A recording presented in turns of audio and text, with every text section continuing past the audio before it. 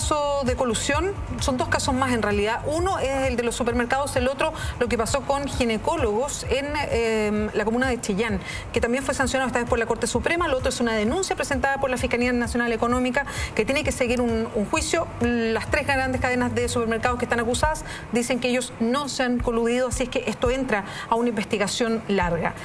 Esto es lo que puede hacer el fisco, una investigación, llega al Tribunal de la Libre Competencia y se sanciona ahí.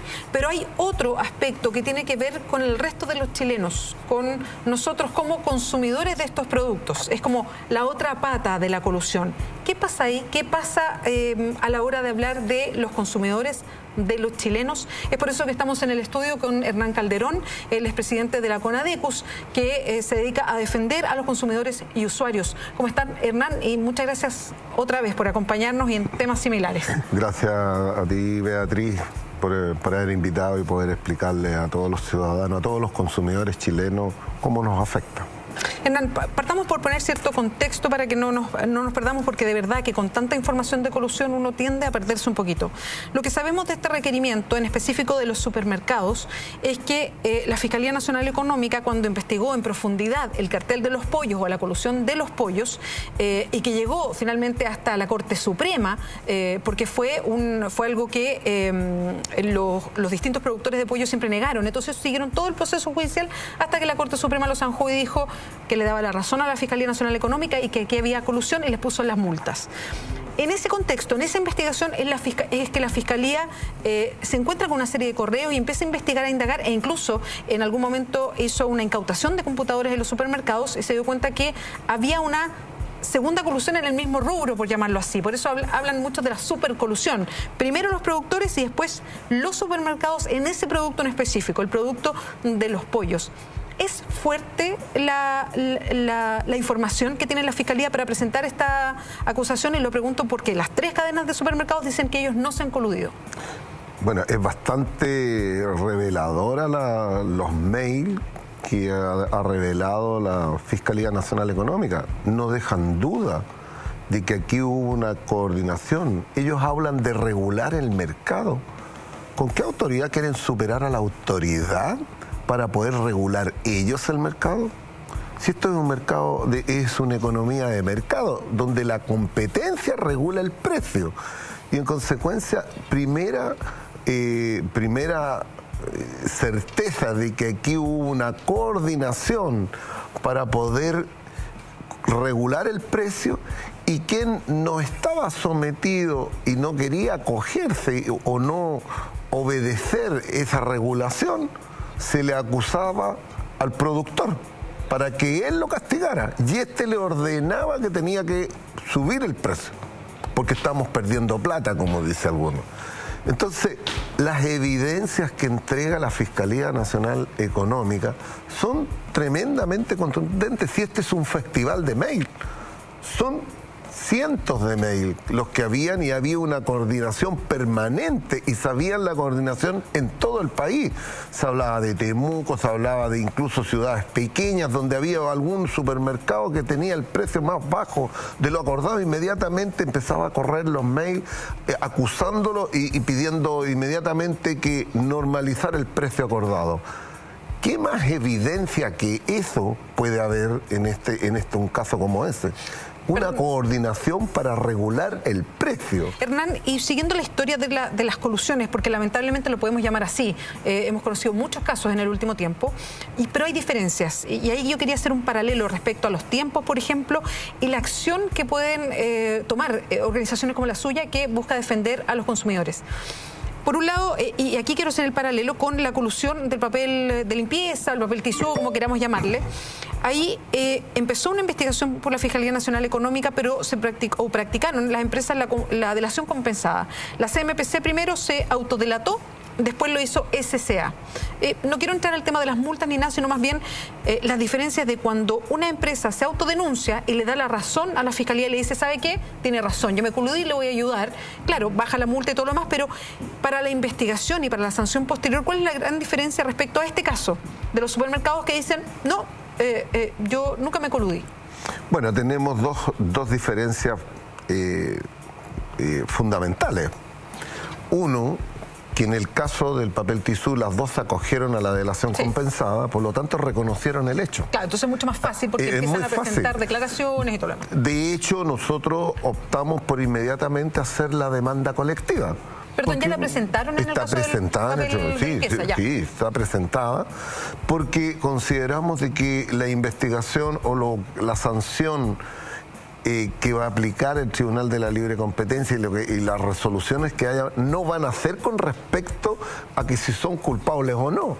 Esto ya se sabe, esto está reconocido y probablemente incluso pueden llegar a una conciliación para resolverlo y aceptarlo definitivamente. ¿Qué es lo que va a resolver en ese caso? Es quién fue el instigador, porque el instigador no tiene derecho a acogerse a la delación compensada y a la rebaja de multa. Exacto, y que es la acusación de una empresa en contra de la otra. En fin. Eso es. Ya. Por lo tanto, para nosotros es más fácil cuando uno de los actores lo ha reconocido. Perdón, y solo para... Esto nos acorta los tiempos, sí, principalmente. Ese es un tema, pero solo para quedarnos un poquito en esa, que es la del papel de limpieza. Ellos reconocen frente a la Fiscalía, el Tribunal de la Libre Competencia, el que tiene que zanjar cómo fue la historia, digamos, y poner las multas, y efectivamente corta los tiempos, porque hay un reconocimiento que esto pasó. Ellos además están en conversaciones con el Servicio Nacional del Consumidor, donde están... ¿Cuál de los dos? Solamente CMPC es la que está... SCA no, porque quiere que termine el juicio que del Tribunal de la Libre Competencia. Perfecto. Ellos ya empezaron a conversar de cómo podrían ser las compensaciones. ¿Eso es independiente a lo que ustedes hagan como Conadecus de presentar una demanda? A ver, nosotros hemos sostenido reiteradamente que la mediación colectiva en realidad no tiene validez jurídica porque no existe en el ordenamiento de protección al consumidor. En consecuencia, la cosa juzgada se tiene que dar en el tribunal. Y por eso nosotros le hemos dicho a la empresa y al propio CERNAC de que nosotros, más allá de participar, creemos de buena fe en esa mediación, nosotros vamos a exigir que eso quede conciliado en el tribunal para que tenga esa validez de cosa juzgada. Cuando hay una cosa juzgada, significa de que ya nadie puede demandar por el mismo hecho. Si las empresas aceptaran de la mediación colectiva y no llevarla al tribunal respectivo para que lo sancione, se expone igual a que cualquiera lo puede demandar porque puede decir que la compensación fue insuficiente. Y eso, se lo digo con súper transparencia, nosotros también lo hemos hecho. Hemos demandado a pesar de la mediación del CERNAC y ahí están en tribunales tratándose porque consideramos que no estaba todo compensado. Y hay demandas colectivas que están a pesar de mediaciones. Por lo tanto, nosotros queremos eso, la certeza. Ese es el procedimiento que nosotros estimamos. En el caso de la CMPC, ¿ustedes como Conadecus están participando de esa mediación? Se nos invitó, ¿ya? CMPC no se opuso. Hay hoy día, para transparentar esto, se está estableciendo una mesa con equipos de economistas tanto del CERNAC, Conadecu y de la empresa, equipos jurídicos, abogados, tanto de Conadecu, CERNAC y la empresa, para poder llegar a acordar. El equipo económico tendrá que, con toda la información adicional que entregue la empresa, se va a tener que hacer un estudio técnico económico para resolver cuánto es el daño real que sufrieron los consumidores por la colusión del papel tisú. ¿Ustedes habían hecho un cálculo como Conadecus? Exacto. Hicimos un cálculo, dos economistas hicieron, independientemente hicieron dos estudios.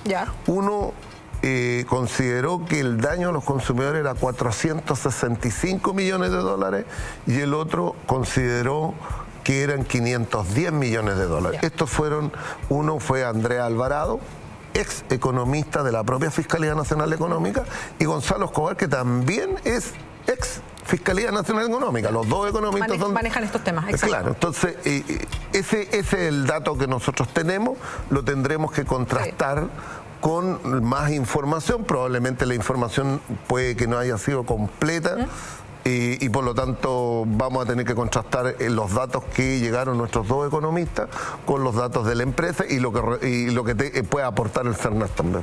¿Y podemos saber en qué línea se está trabajando para una compensación o todavía es muy primario decirlo y están todavía poniéndose de acuerdo en cosas como esta, con definir los montos y no han avanzado en posibles tipos de compensación?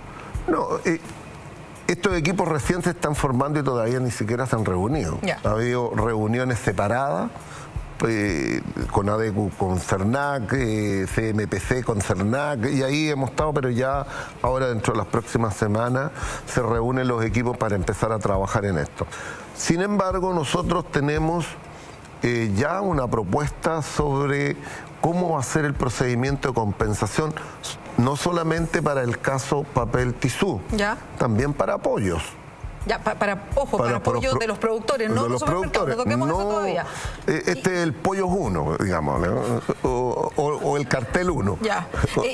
¿Y qué es lo que han pensado? Nosotros estamos pensando y hemos propuesto de que el mecanismo debe ser una compensación, el monto se debe dividir por todos los chilenos, porque aquí son aquí le metieron la mano al bolsillo a todos los chilenos. Por lo tanto, tiene que dividirse por los 17 millones de chilenos la cantidad que sea el daño. El mecanismo que nosotros proponemos es que sea a lo mejor un banco de alcance nacional, que podría ser el Banco del Estado, que vaya cada persona con su RUT y se le entregue dinero en efectivo, lo que le corresponda a cada persona.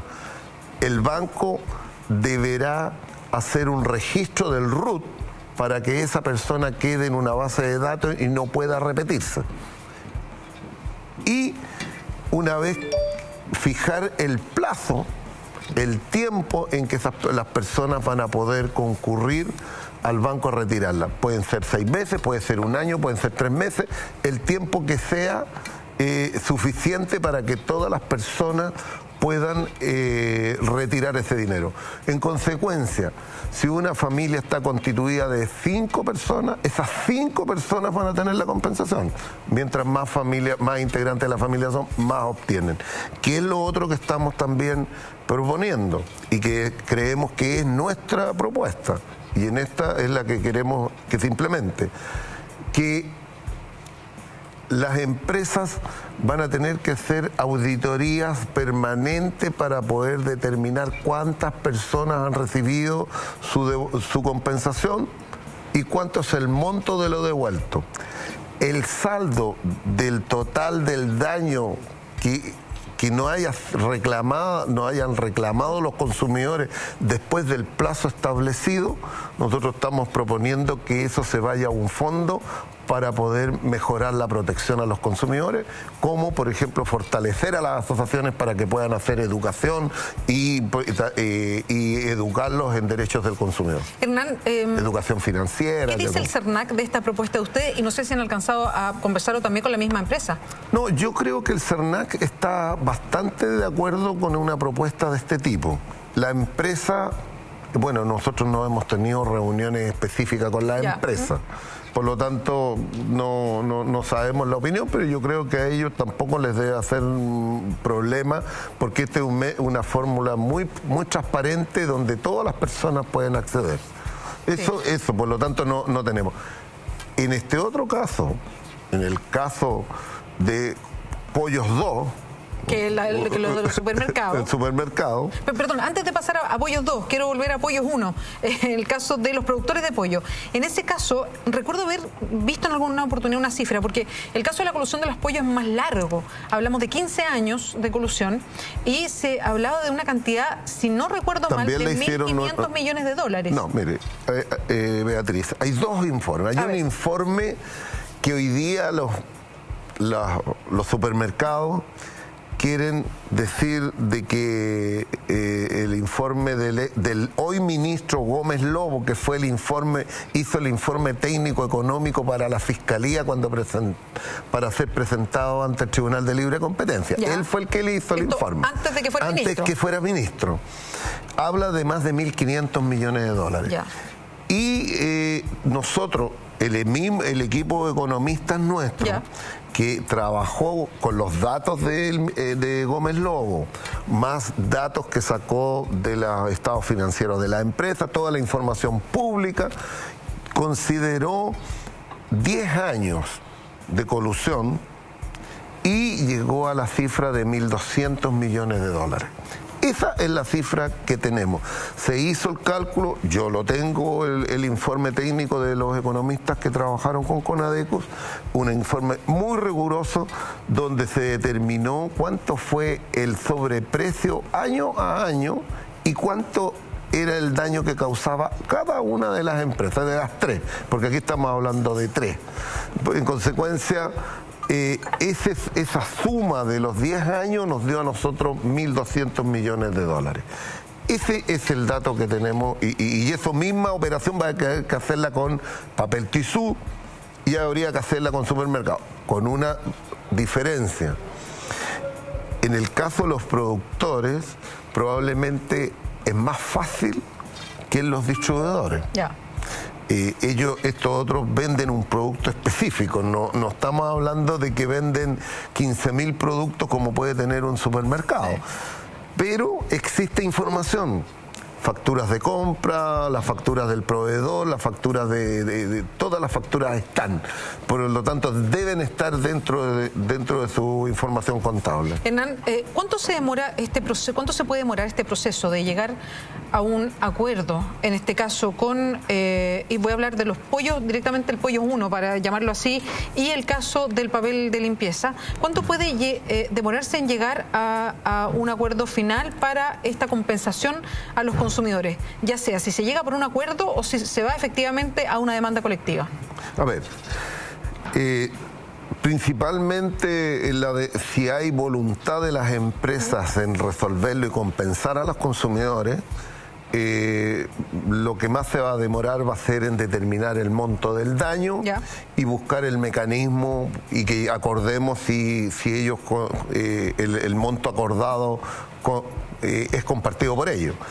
Y buscar el mecanismo para poder hacer la devolución. Eso puede demorarse 1 mes, 2 meses, 3 meses, 6 meses, podría ser, no creo que sea más. Ya más de 6 meses sería dilatarlo, ¿no? Pero principalmente tiene que ser por la voluntad de las empresas de que estén dispuestas a poder hacer la compensación. Si no hay voluntad y ustedes presentan una demanda colectiva, ¿cuánto demora una demanda colectiva como esta en procesarse en tribunales? A ver, en el caso del caso pollos, productores de pollo, la demanda colectiva está presentada. Ya se están haciendo las acciones, las notificaciones, se están haciendo todo lo que corresponde para que haya la primera audiencia, que la primera audiencia es de conciliación. Por lo tanto, en el caso pollos, podríamos llegar a un acuerdo en el tribunal de establecer y sincerar un poco y ajustar las cifras y verlas para poder llegar a un acuerdo conciliatorio. Si no llegamos a un acuerdo en el tribunal, la demanda va a continuar. Va a continuar los procedimientos normales, van a haber los alegatos, puede demorar 4 o 5 años. Ya, estamos hablando de esos tiempos. Y en el caso de supermercados, porque a eso hay que agregarle todo el periodo anterior que tiene el procedimiento en el Tribunal de Libre Competencia, más las posibles apelaciones en la Corte Suprema. Por lo tanto, se nos puede ir hasta 8 años, porque puede ser 7 u 8 años. Estamos haciendo los paralelos de los casos y viendo esta otra área o sector, si queremos, que tiene que ver con nosotros los consumidores. Hernán, y aquí me paso a lo que significa específicamente la pega que hacen ustedes. La ley nueva del CERNAC, que se está discutiendo en el Congreso, pero no tiene hoy día ningún tipo de urgencia, ¿cuánto contempla de acortar estos plazos en caso de colusión? ¿Se mete directamente para cambiar la fórmula que existe hoy día en los casos de colusión y específicamente compensación a los afectados? A ver, en el caso en el proyecto de libre competencia, que hoy día tiene ya suma urgencia, están los últimos trámites. Que no es el mismo del CERNAC. No, son distintos. Son distintos, ¿ya? Pero están relacionados, ¿no? Aquí algunos quieren separar de protección del consumidor con libre competencia. Lo miramos para los demás países y está junto. O sea, Colombia, protección al consumidor y libre competencia y derechos de autor están todos en una sola entidad. Perú, igual. México, igual, y en casi todos los países sucede lo mismo. Entonces, no se puede separar. Libre competencia también es protección al consumidor. Sí, y perdón, y la idea de no separarlo es acortar los plazos. Exacto. Que sea automático, no que vayan todos por carriles separados. En ese aspecto nosotros logramos un triunfo, porque logramos introducir de que en casos de infracciones a la libre competencia, en caso de colusiones u otro tipo que se afecten a los consumidores, las demandas colectivas se van a presentar en el mismo Tribunal de Libre Competencia, quien deberá fallar. Ya. Eso acorta los plazos significativamente. Eso acorta los plazos y por lo tanto después si hay apelación se podrá ir a la Corte Suprema.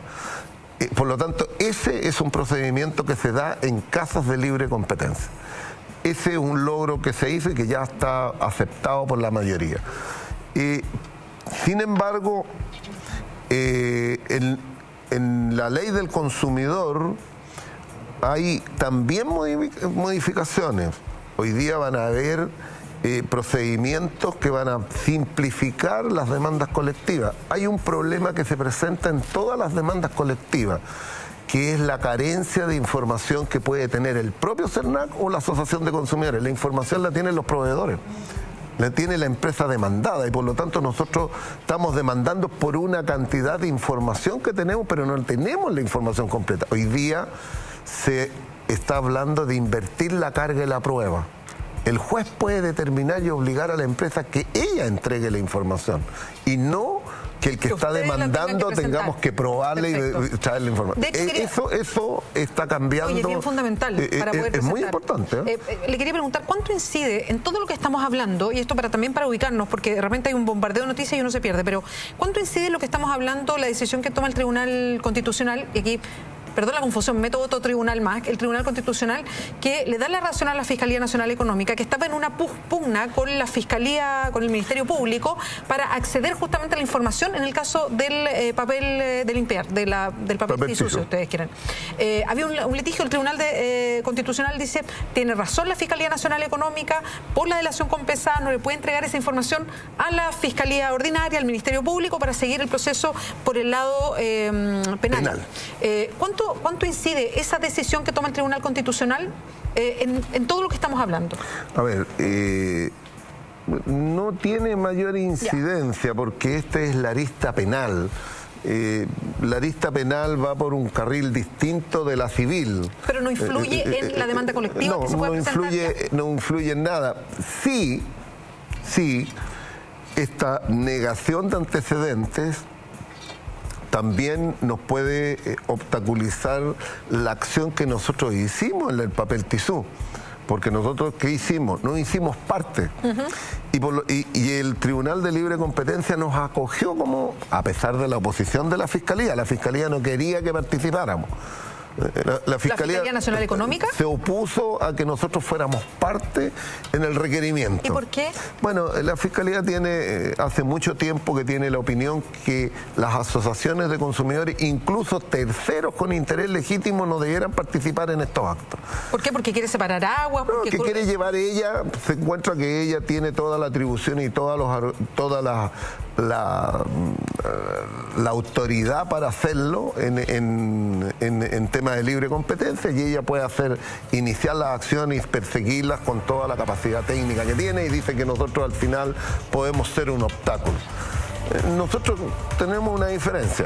No, me imagino. Hernán Calderón, vamos a seguir conversando con usted. Hernán es el presidente del CONADECUS, que es la corporación que defiende o representa a los consumidores y usuarios. Estamos hablando de los últimos casos de colusión. Vamos a seguir con él para hacer varios comentarios de lo que viene. Por ejemplo, si los supermercados se coludieron en el pollo fresco, que es ese único producto, ¿podría uno pensar que se coludieron en otros productos? Vamos a volver con esa pregunta, espérenos. Sigues en Entrevista Verdadera, estamos conversando con Hernán Calderón, él es el presidente de CONADECUS, estamos hablando de nosotros, los consumidores, los usuarios, los que somos afectados por la colusión. En estas últimas que son grandes, son prácticamente todos los chilenos. Y por eso queremos hablar de esa área, de ese sector. ¿Qué pasa con los consumidores y las compensaciones?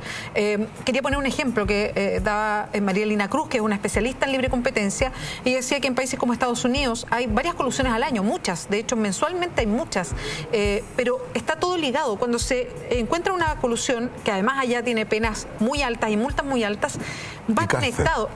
Cárcel.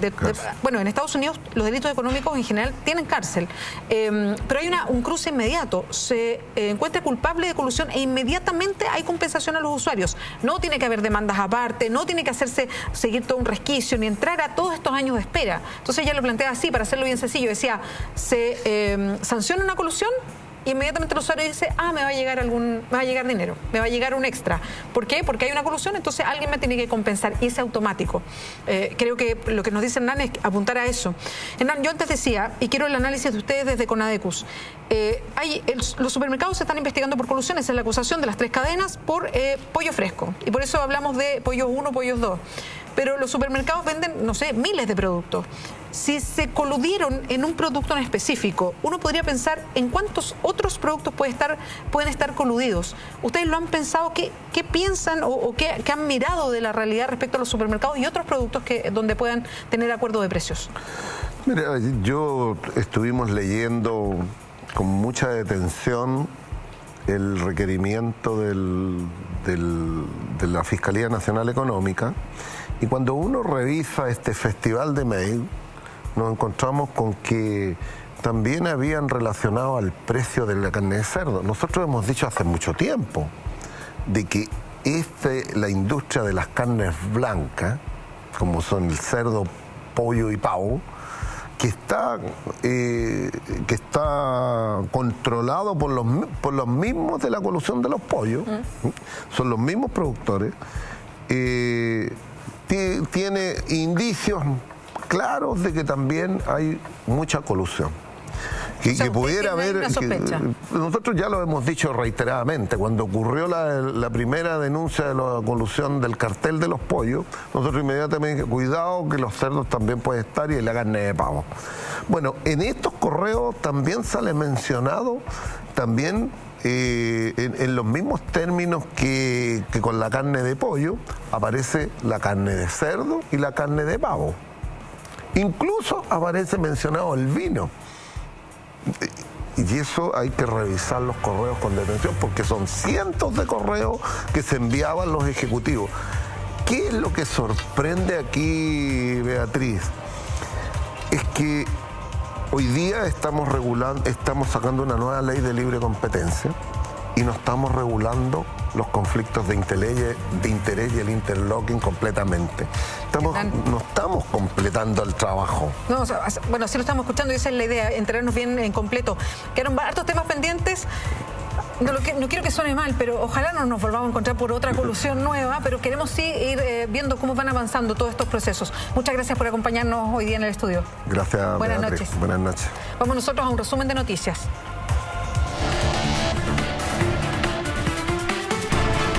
Durante la visita a un campamento escolar de verano con fines científicos de la Universidad de Magallanes, la presidenta Michelle Bachelet celebró el inicio de la gratuidad de la educación superior y destacó a 1.100 familias que serán beneficiadas. A partir de este año, 1.100 estudiantes de educación superior van a tener gratuidad, y eso creo que es una tremenda buena noticia porque habrá gratuidad, inclusión y calidad en todos sus niveles, indicó Bachelet. A todos nos gustaría que los niveles fueran de inmediato. Lo que sí tengo tranquilidad es que, pese a que tenemos desafíos, somos súper conscientes en que cada vez más se van a poder notar los cambios positivos en la calidad de vida, agregó la mandataria respecto a las reformas que impulsa su gobierno. El índice de precios al consumidor registró una variación nula en diciembre, con lo que acumuló un alza de 4,4% en el conjunto de 2015, informó esta mañana el Instituto Nacional de Estadísticas. La cifra se ubicó bajo la expectativa de los analistas, que habían apostado por un incremento de 0,1% para el IPC en el último mes del año. En tanto, la variación anual es levemente menor al 4,6% anotado en 2014, pero es nuevamente superior al rango de tolerancia del Banco Central, que apunta a una inflación de entre 2 y 4%.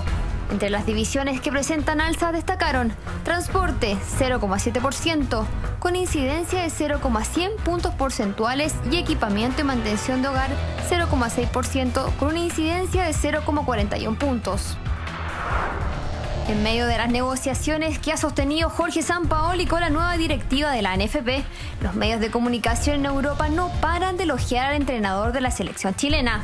Esta jornada del diario español Marca, a través de su sitio web, destacó que Sampaoli es una joya libre para el mercado europeo, a raíz de los rumores de una posible partida del estratega argentino hacia el fútbol del viejo continente.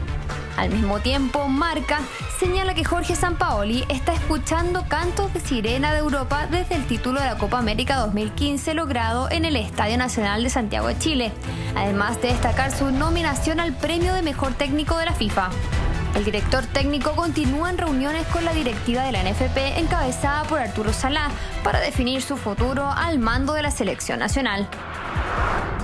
El presidente de México, Enrique Peña Nieto, confirmó en la tarde de este viernes la captura del narcotraficante Joaquín Chapo Guzmán, quien se fugó de prisión en julio pasado. Misión cumplida, lo tenemos, se escribió el mandatario en Twitter, quien agregó: quiero informar a los mexicanos que Joaquín Guzmán ha sido detenido. De acuerdo a informaciones de CNN en español, la detención se produjo tras un operativo iniciado a las 4:30 horas de este viernes. 70 personas estuvieron involucradas en la recaptura, que incluyó un enfrentamiento con la Marina y un grupo armado donde fallecieron 6 personas. En julio pasado, el narcotraficante huyó de la cárcel del Estado de México, donde estaba recluido desde 2014, convirtiéndose esa en la segunda vez que Chapo se fugaba de prisión. Con más de 28.000 espectadores, la comedia de Nicolás López Sin Filtro se quedó con el primer lugar de la taquilla en cines locales en su estreno el día de ayer. Esto implica que la película protagonizada por Paz Bascuñán terminó con el reinado de Star Wars, El Despertar de la Fuerza, cinta que estaba al tope de la lista de admisiones desde su debut del 17 de diciembre y que ayer llevó a más de 17.000 personas a las salas. Además, la cinta de López consiguió el tercer mejor debut de una película chilena tras Stefan vs. Kramer y El Ciudadano Kramer. Hasta ahora, el mejor primer día de estreno del director local era Qué pena tu familia. Muchas gracias por acompañarnos. Ya llega Mentiras Verdaderas porque está listo Ignacio Franzani. Buenas noches.